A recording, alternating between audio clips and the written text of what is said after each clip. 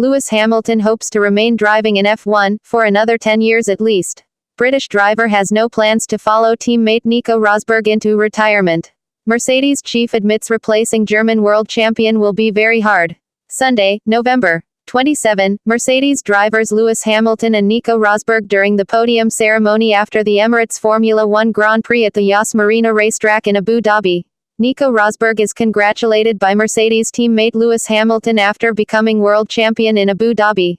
The Briton was one of the few people who knew the German was to retire. Nico Rosberg joked he could help Lewis Hamilton learn to speak German now he has retired, while Hamilton said he hoped to remain a Formula One driver for the next decade as the duo addressed Mercedes fans at the constructors' end-of-season event in Stuttgart. Nico Rosberg drew the best from himself before bowing out as F1 champion, Paul Weaver.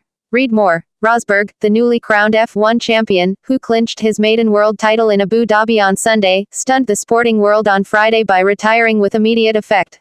The 31-year-old German initially told only a handful of people, including his great rival Hamilton, before announcing his decision before the FIA's annual prize-giving ceremony in Vienna. On Saturday, Hamilton apologized to the onlooking crowd for his lack of German and asked, "I'm going to try a little bit of German, how do I say, I'm so happy to be here." Once his request was translated, he added, "I have been with the Mercedes family since the age of 13 and I hope by the time it comes to my retirement that I can speak German to you."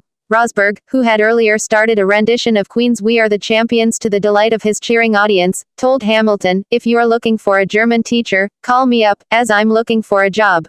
Hamilton was quick to reply, saying, "Nico's the worst German teacher, he tells me all the wrong words."